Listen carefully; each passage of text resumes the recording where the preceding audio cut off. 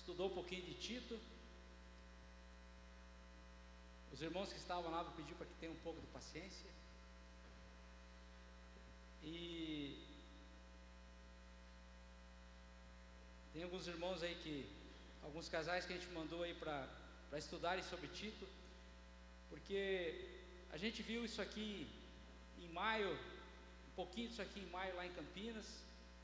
O Jamê, quando esteve aqui no Encontro de Famílias, falou alguma coisa que passou aqui pelo livro de Tito, e eu confesso para vocês assim que isso tem chamado muito a minha atenção e queimado o meu coração,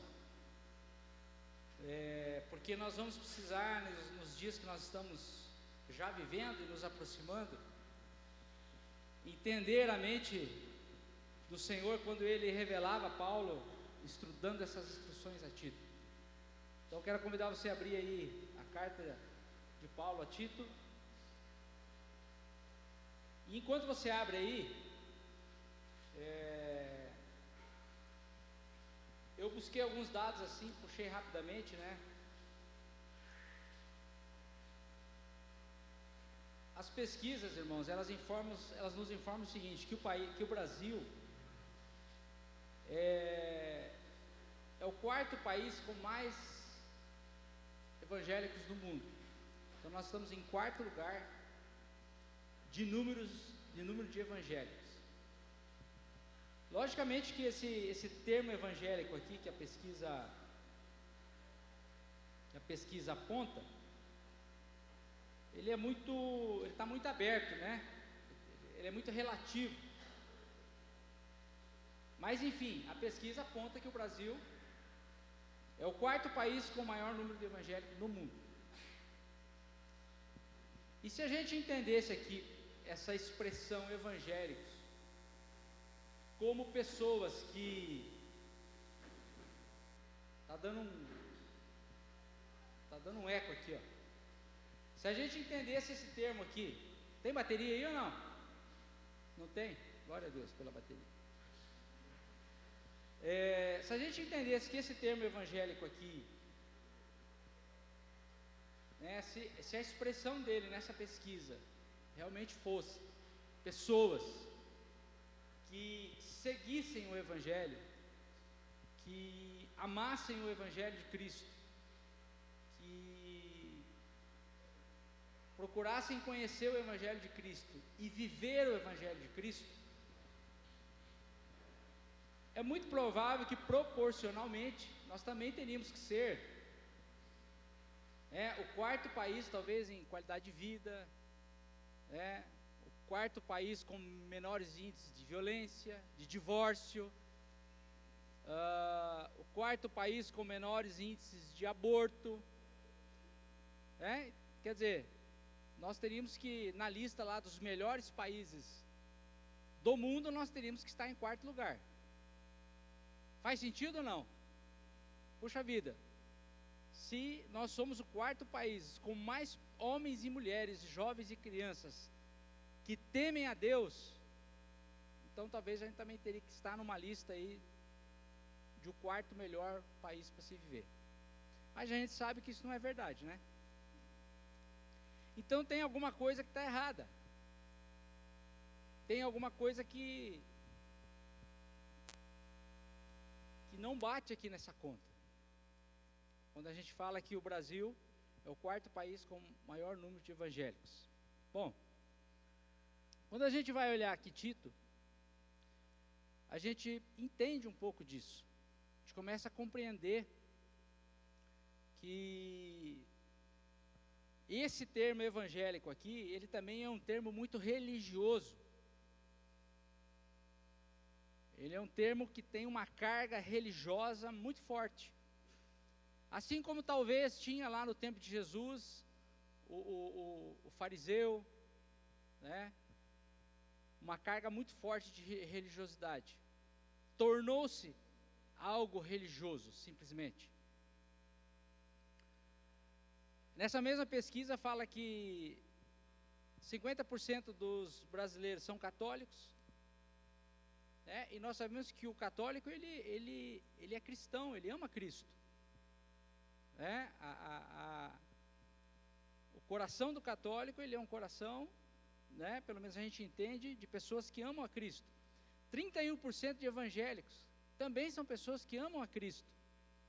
Então nós teríamos no Brasil 81%, isso eu estou falando na pesquisa, gente.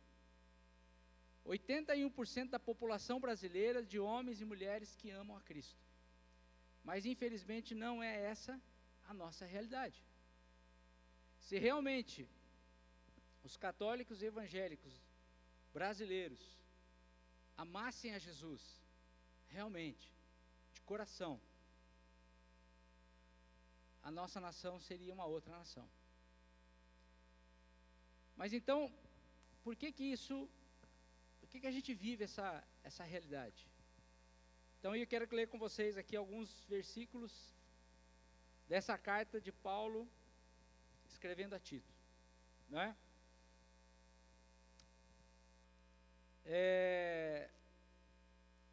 No primeiro capítulo ali, até o versículo 5, como em quase todas as cartas de Paulo, ele faz uma apresentação, né? Ele se auto-apresenta, ele fala quem ele é, e geralmente ele fala que ele é servo do Senhor, apóstolo de Cristo, né?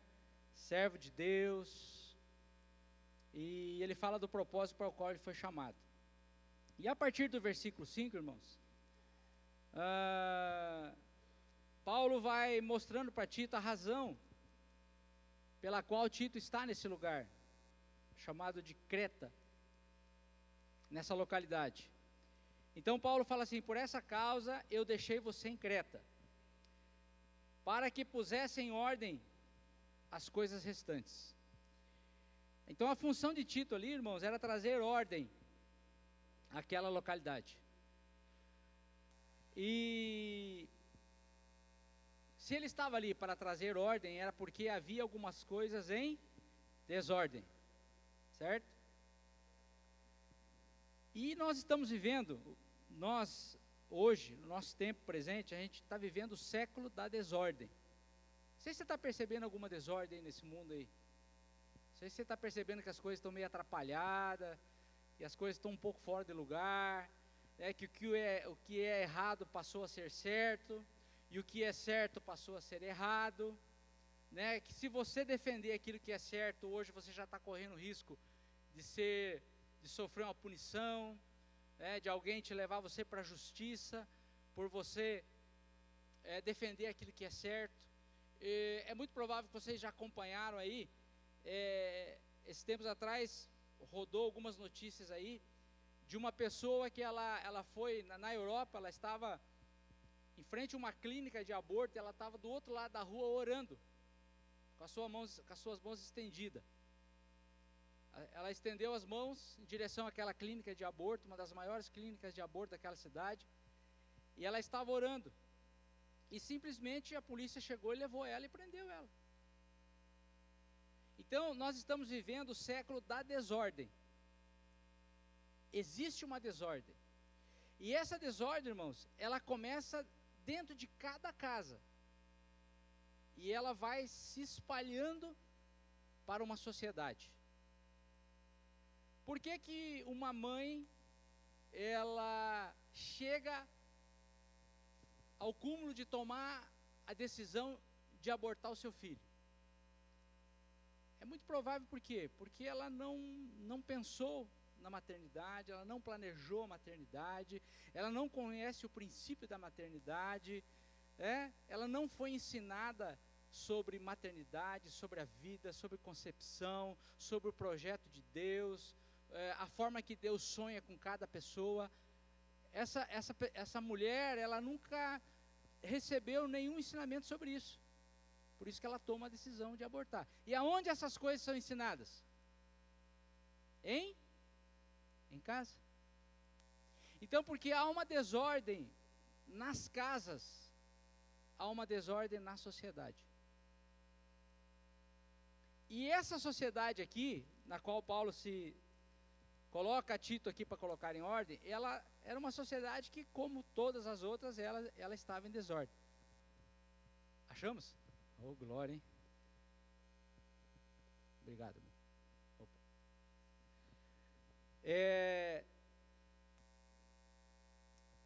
irmãos, assim, quando a gente começa a ler a carta aqui, a partir do versículo 5, a nossa mentalidade religiosa, ela vai nos levar para uma estrutura religiosa. Por quê? Porque Paulo fala assim, olha, deixei você em Creta para que pusesse em ordem as coisas restantes, bem como Alô. em cada cidade constituísse presbíteros, conforme prescrevia você. Então, quando ele fala ali presbítero, obrigado, viu? Quando ele fala ali presbítero, a gente já começa a desenhar assim uma estrutura religiosa. Porque a gente sabe que o presbítero é o pastor, geralmente da igreja lá, que está na frente da igreja, que ora pelos enfermos, né, que recolhe as ofertas, que faz a pregação no culto, né, dá o início lá na reunião do culto. Essa é a imagem do presbítero. Então a nossa mente, que ainda infelizmente é uma mente religiosa, e a gente precisa desconstruir essa mente religiosa. Quando a gente está lendo essa carta aqui e fala que, a gente lê aqui que Paulo mandou que Tito constituísse presbíteros, a gente já faz um desenho religioso da situação. Mas eu queria que você fugisse dessa linha de raciocínio hoje, porque a palavra fala assim que realmente era para que ele constituísse presbítero, mas ele fala o seguinte, que esse presbítero ele deveria ser alguém irrepreensível. E ele fala o seguinte, que ele deveria ser um bom marido.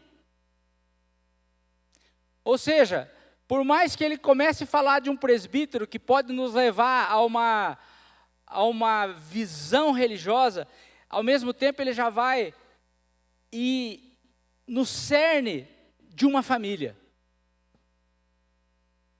Então ele fala que esse homem, ele deve ser um bom marido, marido de uma só mulher. Fala dos filhos desse homem. Fala que esse homem deve ter os seus filhos crentes. E não os crentes aqui dos 31% dos evangélicos brasileiros, né? Porque, infelizmente, esses 31% desses evangélicos brasileiros são filhos que não têm compromisso com a palavra de Deus, a grande maioria. Por isso que nós estamos como nós estamos. Por isso que nós vivemos uma desordem. São filhos que não honram mais os seus pais.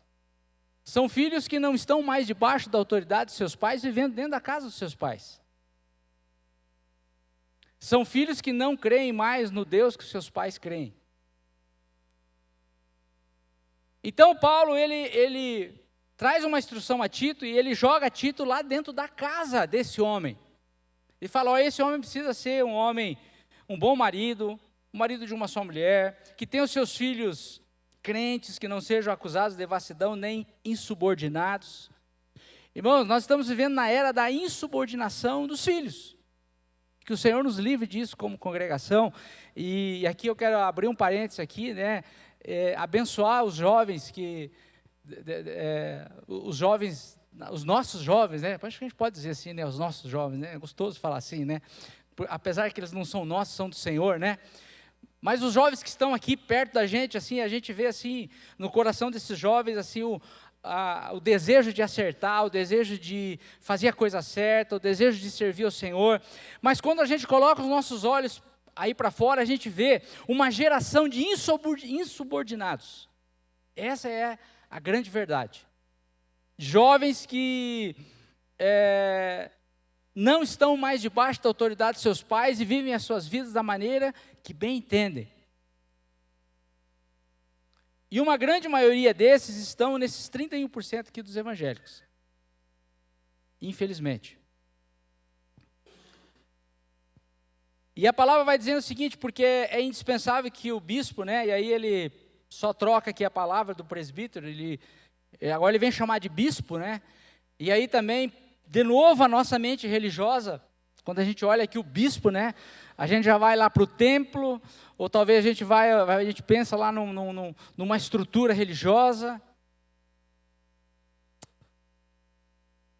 Mas fala que esse homem, né, que ele seria o encarregado das coisas de Deus, como que se eu e você não fôssemos encarregados das coisas de Deus? Quantos pais tem aqui? Maridos. Então, se você é um pai, se você é um marido, você é encarregado das coisas de Deus. ainda que você não seja um bispo.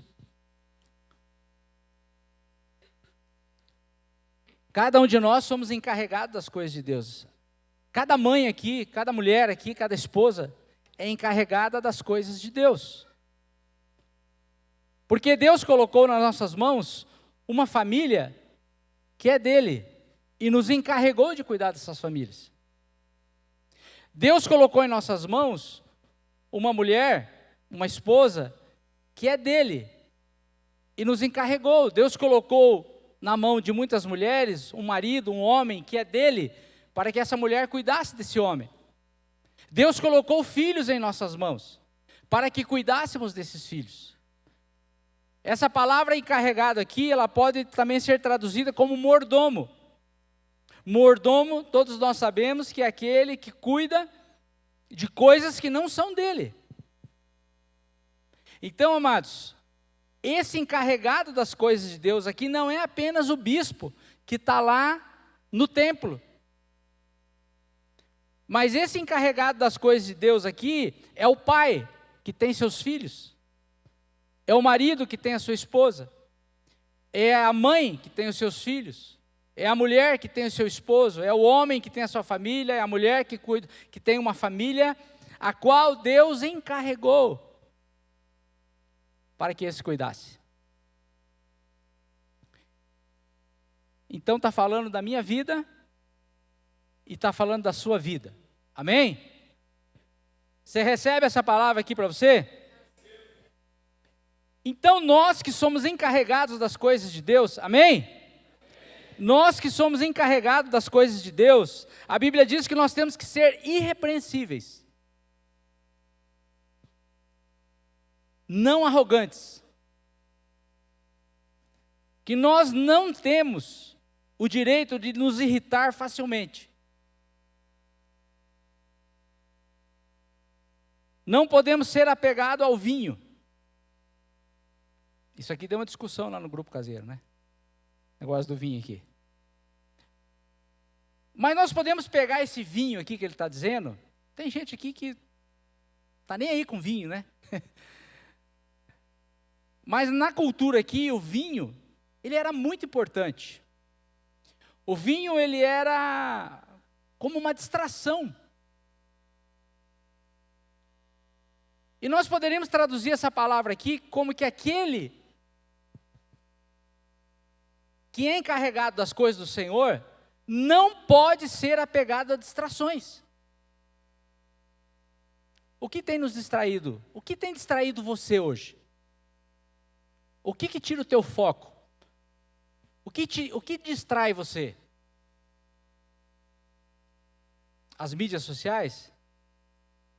Facebook, Instagram, Flamengo. Não, isso não é coisa que passa raiva, Chico, é coisa que distrai. O que nos distrai, irmãos? O que distrai a gente? O que faz a gente perder tempo? O que tira o nosso tempo, ao invés da gente estar ministrando para um filho, orando com um filho, investindo tempo na vida de um filho, o que toma esse tempo nosso, que seria do filho, e nos ocupa? Bom, das 8 ao meio-dia, a gente precisa trabalhar, que a gente precisa trazer o pão, né? Então não é distração. Trabalho não é distração. Você tem ali teu compromisso de trabalho. Aí depois você tem que voltar 1h30, às 6 você está em casa de novo. Mas beleza, mas ali, depois das 6 que você está em casa, antigamente era o jornal, né? Eu lembro que os homens, eles tinham uma característica de se jogar no sofá assim e abrir o jornal, né? Até se escondia atrás do jornal para não ver o circo pegando fogo dentro de casa. Então nós podemos dizer aqui que esse vinho aqui nos nossos dias é tudo aquilo que nos distrai. Pode ser o celular, pode ser as mídias, pode ser aquele futebol. Se você homem, tira todas as noites da semana para jogar um futebol e não fica com o teu filho, não fica com a tua esposa, não cuida da tua casa, pode ser esse o teu vinho. Cada um sabe o seu vinho aí. né? Se é suave, se é seco. Mas a Bíblia está dizendo aqui que nós que somos encarregados das coisas de Deus, eu, você, nós que somos encarregados das coisas de Deus, nós não podemos ser muito dado àquilo que nos distrai. Tudo bem, você jogar um futebol lá, uma noite ou outra da semana, não tem problema. Você tomar um cálice de vinho, não tem problema. Você de vez em quando dá uma olhada lá, o que está acontecendo aí nas notícias, na internet, ou mesmo na rede social, não tem problema. Mas quando isso fica muito frequente, é problema. Se nós estamos gastando mais tempo com o celular do que com os nossos, é problema, irmãos. É problema. Nós estamos nos dando muito ao vinho. E aí, irmãos, a gente tem a loucura religiosa de falar assim, viu, fulano toma cerveja. Mas eu estou me acabando nas redes sociais. E estou criticando o irmão que toma cerveja. E não estou falando aqui se é para você tomar cerveja ou não é para tomar cerveja. O assunto da cerveja é outro, depois o senhor vai explicar. É outra coisa. Estou falando... Ô Marcos. Então, amados, a palavra está dizendo o seguinte aqui, se nós somos encarregados das coisas de Deus, nós temos que ser irrepreensíveis, nós não podemos ser arrogantes, nós não temos o direito de viver irritados, né, facilmente. Tudo bem, você pode se irritar? Pode, mas também não é qualquer coisa não.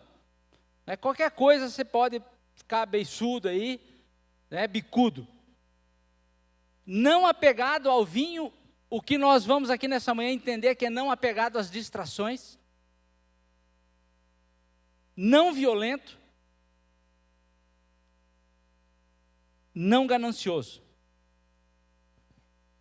E aí ele fala qual é a característica daquela pessoa que é carregada das coisas de Deus: hospitaleiro, amigo do bem, sensato, justo, piedoso, ter domínio próprio, ter domínio de si,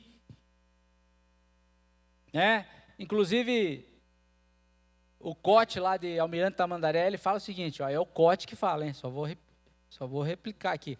O Cote fala o seguinte, quem não tem domínio próprio tem um demônio próprio. Ser apegado à palavra fiel, para que possa exortar pelo reto ensino e convencer os que contradizem o ensino. Então, olha, irmãos, Paulo está falando para Tito que precisa colocar uma sociedade em ordem. Paulo está dizendo aqui, Tito, olha, nós precisamos colocar essas cidades aqui, ó, você vai passar de cidade em cidade, né? Em cada cidade, o texto fala aqui, você precisa organizar essas cidades, porque elas estão em desordem. Veja, irmãos, que Paulo não fala para Tito ir lá conversar com o prefeito, não fala para Tito ir lá conversar com o presidente da Câmara de Vereadores, não fala para Tito ir lá sentar com os homens da associação comercial, mas ele fala para Tito ordenar as casas, ordenar os casamentos, ordenar o relacionamento da esposa e o esposo, ordenar o relacionamento dos pais, os filhos dos pais, para que não sejam pais distraídos, para que não sejam pais que ficam gastando tempo em tantas coisas e não investam tempo na vida dos seus filhos. É assim que se organiza uma sociedade.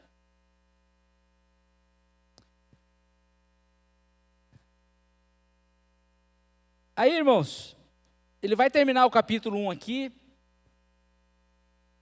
falando de religiosidade. Depois você pode ler em casa com calma aí, tranquilamente. Mas no capítulo 2, ele começa dizendo o seguinte, assim, que Tito, então ele fala das religiosidades, ele fala de alguns costumes, né, de tradições religiosas, que aquilo não tem valor nenhum, e é talvez por isso, irmãos, que nós somos um país que, na pesquisa, 81% do Brasil seriam homens e mulheres que supostamente serviriam a Deus, mas não, são homens e mulheres que servem. E aqui eu jogo num pacote só aqui os católicos, os evangélicos, somos 81%, mas esses 81% não servem a Deus, servem a tradições religiosas. E por isso a nossa nação está como está. Então, do capítulo 10, do versículo 10 até o versículo 16, Paulo ele vai falar dessas tradições religiosas que não têm valor nenhum, que não servem para nada. E esses lugares, cheios de tradições religiosas, cheios de costumes religiosos, estavam em desordem. Aí ele começa o capítulo 2, falando, olha Tito, você deixa de lado essas questões religiosas, deixa de lado esses costumes religiosos e ensine a sã doutrina. O que as famílias precisam é a sã doutrina. O que a nossa sociedade precisa é conhecer a sã doutrina, a doutrina santa de Deus, os ensinamentos santos de Deus. E na minha mente religiosa, e talvez na sua, eu não quero aqui criticar você, nem acusar você, mas geralmente numa mente religiosa, irmãos, quando a gente fala de uma sã doutrina que vai ser ensinada, muitas vezes a gente pensa assim, bom, então nós vamos precisar de alguns teólogos, nós vamos precisar de alguns estudiosos que tenham um conhecimento profundo, né, bíblico, né, de escatologia, de história da igreja, enfim, de toda essa grade aí que o curso de teologia traz. Afinal, nós vamos ter que aprender a sã doutrina. Mas olha, irmãos, como que a sã doutrina ela é muito simples. Dá uma olhada aí no texto bíblico. Ele fala assim, ó, quanto aos homens idosos, e daí lá no grupo caseiro eu levantei uma defesa assim, ó, que esses idosos aqui, ele também tem um pouco, uma visão diferente do idoso de hoje, né? Esse idoso aqui era aqueles que não eram mais tão jovens. Então, inclusive eu me encaixei aqui nesses idosos aqui, tá? Então, não fique aí dizendo, não, mas eu não sou idoso. É assim, que você não é mais jovem, tanto. Então tem os jovens, e os demais estão nos idosos aqui, beleza? Então os homens maduros, vamos assim dizer, os homens um pouco mais maduros, que eles sejam moderados. Olha a sã doutrina, irmãos. Olha a sã doutrina que Paulo fala que Tito tem que ensinar para cada família, para cada casa. Que os homens mais maduros, eles sejam moderados, eles sejam respeitáveis, eles sejam sensatos, eles sejam sadios na fé, no amor e na perseverança. Era isso que precisava ser ensinado. Que do mesmo modo, quanto às mulheres mais maduras, né, não vamos colocar aqui idosas, as mulheres que já têm um pouco mais de experiência de vida, as mulheres que já criaram seus filhos e agora estão ajudando a criar seus netos, talvez, né? As mulheres que já estão com seus filhos formados, com seus filhos adultos, né? Alguns já casaram, outros talvez não casaram, mas já estão encaminhados. Essas mulheres com mais experiência, que têm a conduta reverente, não sejam caluniadoras. E aí de novo aqui fala do vinho, mas podemos entender também que são as distrações. Nem escravizada a muito vinho, ou não escravizada às distrações. Que essas mulheres, com mais maturidade, com mais experiência de vida, que elas sejam mestras do bem, a fim de instruírem as jovens. Tem aqui um cheiro aqui de discipulado ou não? Tem, né? Eu suspeito aqui, né? Então, as mulheres mais experientes, ensinando as mulheres mais jovens, para colocar em ordem uma sociedade, irmãos. Para colocar em ordem uma cidade. para colocar em ordem uma nação, quem sabe. Então vocês percebem, irmãos, que nós estamos falhando na célula principal desse organismo todo que é a nossa sociedade. Imagine a sociedade como um corpo. A menor célula desse corpo é cada família. É aí que nós estamos errando. É aí que nós estamos falhando. Nós queremos consertar uma nação sem consertar a nossa casa. Nós queremos consertar um estado todo sem consertar a nossa casa. Nós queremos consertar uma cidade sem consertar a nossa casa. Nós queremos consertar uma congregação sem consertar a nossa casa. E não vai funcionar, irmãos. Não vai funcionar. A gente tem visto assim, no nosso meio, e aí vou usar o termo da pesquisa, nós temos visto no meio evangélico, as pessoas fazendo uma migração de congregação, assim, A pessoa está congregando aqui, daqui a pouco ela está congregando lá, e daqui a pouco ela está congregando aqui, e ela vai girando, né? E você puxa vida, mas o irmão está lá já. Só que aí, irmãos, a gente começa a observar, as pessoas elas estão mudando de congregação porque elas estão encontrando problemas e dificuldades que estão nas suas casas, no seu casamento. Há uma desordem no casamento, a inversão de papel, a insubmissão dos filhos. A mulher está fazendo o papel do homem, o homem não está fazendo o papel dele. O homem não dá para fazer papel de mulher, né? A mulher está fazendo o papel do homem, o homem não está fazendo o papel dele. Os filhos não estão submetendo aos pais. E aí começa a aparecer os problemas, as confusões. E a pessoa fala, não, eu vou mudar de congregação porque é isso que está acontecendo, irmãos. E nós conversamos com os irmãos em vários lugares, é a mesma coisa. Então nós estamos querendo arrumar uma congregação sem arrumar nossa casa.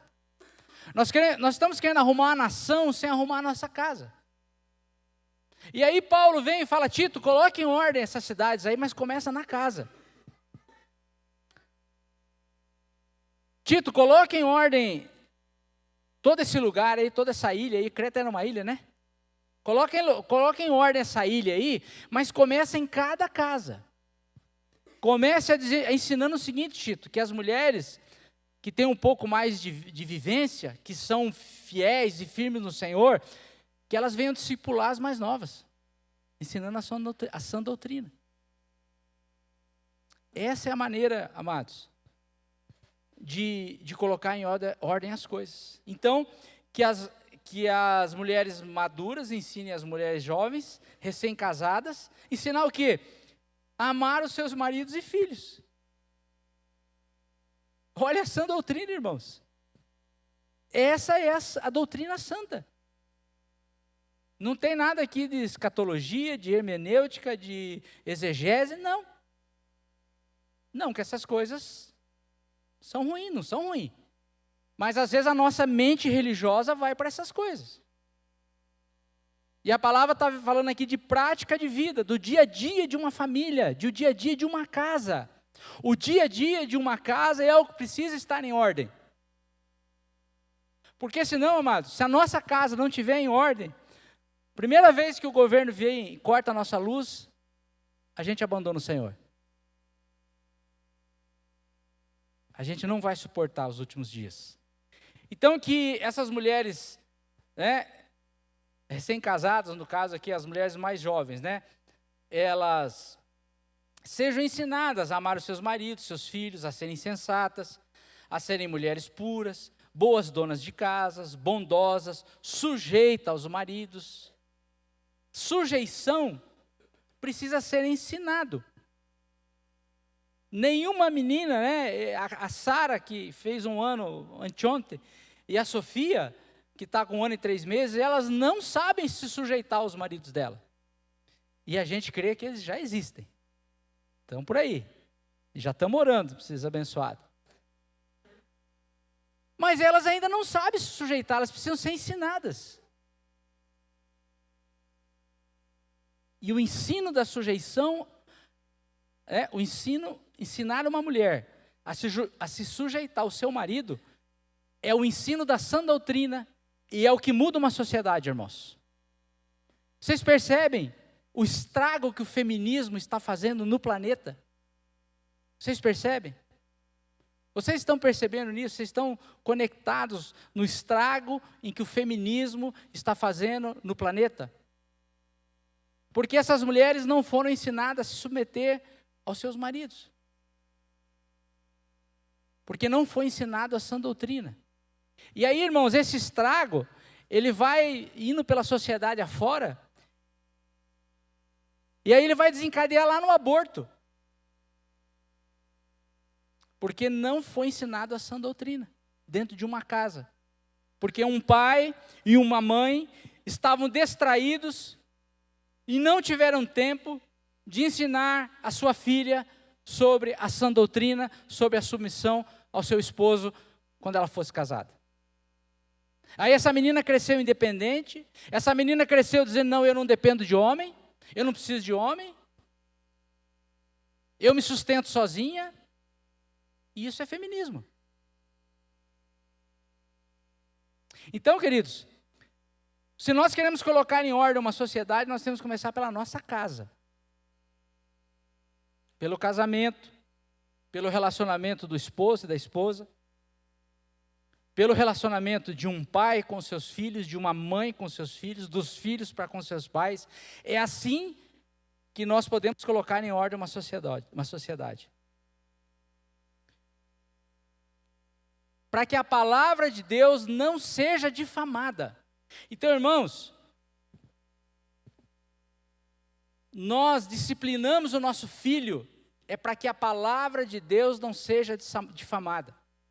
Quando você deixa o seu filho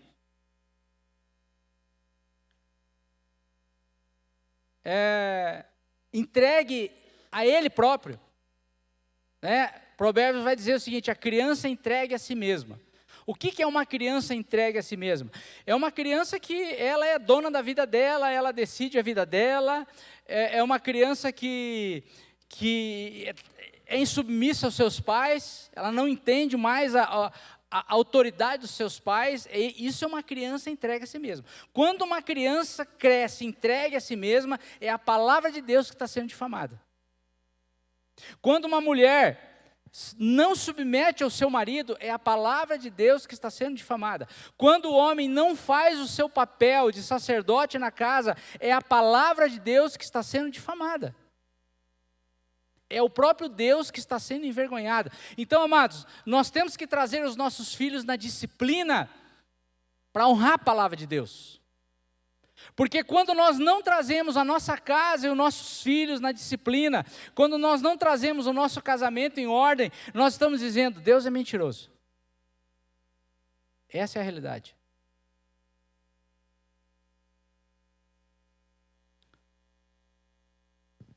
Para que a palavra de Deus não seja difamada.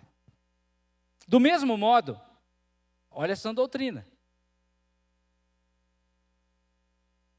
Olha o que Paulo está dizendo, Tito, isso aqui vai pôr em ordem essas cidades aí que você está passando aí em Creta. É isso aqui que vai trazer ordem a essa sociedade. Do mesmo modo, quanto aos mais jovens, exorte-os para que em todas as coisas sejam moderados. Então, amados, vocês viram aqui que é um padrão de ensino, é um padrão de discipulado, é um padrão de pessoas um pouco mais de experiência de vida, não pessoas perfeitas. Não é pessoas perfeitas, mas pessoas que já têm uma vivência, pessoas que têm um coração que quer acertar, pessoas que têm o temor de Deus, ensinando outras pessoas também que têm o temor de Deus, que têm um coração que quer acertar, mas que têm menos experiência de vida, que são mais jovens. Então, os mais velhos ensinando os mais jovens, os pais ensinando os filhos.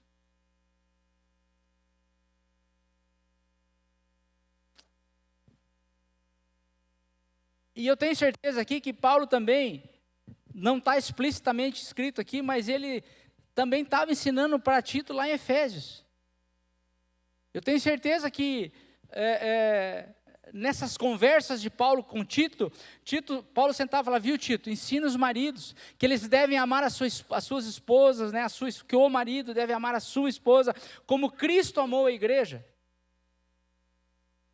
Porque isso traz ordem. Irmãos, hoje tem muitas crianças, dentro dos nossos lares, dentro das nossas famílias, há muitas crianças que elas estão com enfermidades na alma, porque vê um pai tratando mal a sua mãe. Tem muitos meninos e meninas, crianças, que elas desenvolvem doenças psicológicas, porque ela vê o pai tratando mal a mãe. Agora pense uma criança, irmãos, de 3, 4 anos, 6 anos, 7 anos, uma criança que o maior herói da vida dela é o pai. A maior heroína da vida dela é a mãe. O mundo daquela criança é um pai e é uma mãe. Aí ela vê esse pai tratando mal essa mãe. Isso adoece uma criança. Porque um princípio está sendo quebrado. Porque esse pai não está amando a sua esposa como Cristo amou a igreja. Aí você vê uma criança de 3, 4 anos vendo a sua mãe insubmissa ao seu pai. Uma mãe rebelde, uma mãe que não está debaixo da palavra do governo do seu marido, uma mãe submissa, teimosa, barraqueira, que difama. Isso traz doença psicológica. Essa criança cresce uma criança doente, porque ela cresce dentro de uma estrutura arrebentada, desordenada, sem ordem. Por isso que Paulo fala, coloque em ordem as coisas, Tito. E, irmãos, e Paulo está falando para mim nessa manhã, e está falando para você, coloque em ordem as coisas. Coloque em ordem a sua casa, coloque em ordem o seu casamento, coloque em ordem o relacionamento com os teus filhos.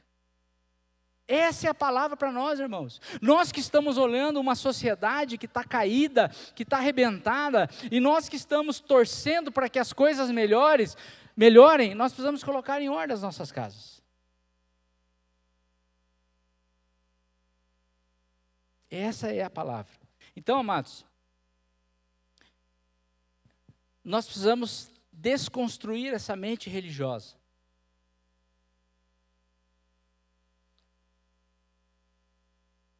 A gente precisa pegar essa sã doutrina aqui e trazer isso aqui para dentro da nossa casa. Você quer ter uma família sadia? Você quer ter filhos saudáveis? Você quer construir uma geração saudável? Não vai ser com heranças, não. Não vai ser com posses.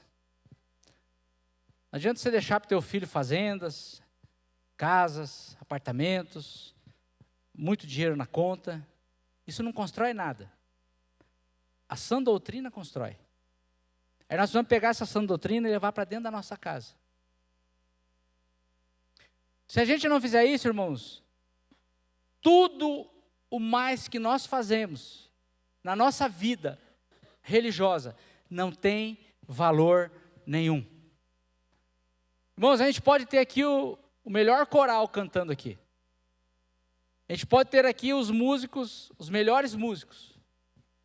A gente pode ter o melhor departamento de crianças lá cuidando das nossas crianças. A gente pode ter aqui a melhor equipe de recepção. A gente pode ter o parquinho mais bonito, apesar que eu duvido que tenha um em Cascavel, né? A gente pode ter o parquinho mais bonito aqui. Mas isso tudo não vai ter nenhum sentido, irmãos, se nós não levarmos a sã doutrina para dentro da nossa casa. Não tem sentido nenhum. E Jesus, ele falou isso, Jesus fala lá em Mateus 7, ele fala o seguinte, que quem ouve os ensinamentos dele e não pratica, isso está lá em Mateus 7, do 24 ao 27. Quem ouve as minhas palavras, quem ouve a minha sã doutrina e não as pratica, ele é comparado àquele homem que construiu a sua sinagoga sobre areia. Ah, não é a sinagoga, é a casa, né? É a casa. Jesus vai de novo para casa. Ele sai daquela mentalidade religiosa, né? Jesus falava, viu? O cara construiu a sinagoga sobre areia, veio o vento, veio a chuva e derrubou a sinagoga. Ele construiu o templo sobre areia, veio o vento, veio a chuva e derrubou o templo. A capela, ele construiu a capela sobre areia, veio o vento, veio a chuva e derrubou a capela. Ele construiu a casa sobre areia. Jesus vai de novo para o ambiente de família. Jesus vai de novo para aquele ambiente onde tem um pai, e tem uma mãe, e tem os filhos. Porque é um pai, e uma mãe, e uns filhos, e lógico que nós temos algumas famílias que hoje talvez não tenham uma mãe, ou talvez não tenham um pai, mas ele vai para um ambiente de família, ele vai para uma casa, e quando nós olhamos a ideia de uma casa, nós vemos nessa casa uma ideia de uma família. Então, quem ouve a sã doutrina e não coloca em prática, é semelhante àquele homem que construiu a sua família sobre a areia. Não subsiste. Não subsiste. Então, amados, o que nós entendemos aqui é que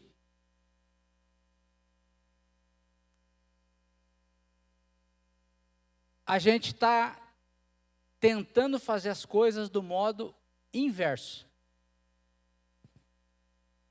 A gente está tentando colocar em ordem a nossa vida, colocar em ordem a nossa congregação, a nossa cidade, numa ordem inversa. A gente está querendo começar por fora. A gente quer começar, a gente pensa assim, bom, se o STF, né, todo mundo fosse crente, cheio do Espírito Santo, né? Se o Congresso fosse todo mundo crente, cheio do Espírito Santo, o nosso país seria outro. Mas não é isso que a palavra está nos ensinando. A palavra está nos ensinando que tudo começa pela nossa casa. Tudo começa pela nossa casa. E que a gente precisa trazer a sã doutrina para dentro da nossa casa. Se nós não colocarmos em ordem a nossa casa, cada um de nós colocar em ordem a sua casa, a sua família, todas as demais coisas, elas perdem o sentido. Elas perdem o sentido. Irmãos, eu já contei para alguns irmãos aqui, um dia a gente, por circunstâncias aqui, a gente acabou visitando um casal aqui na cidade, em que o rapaz, ele é descendente de uma família,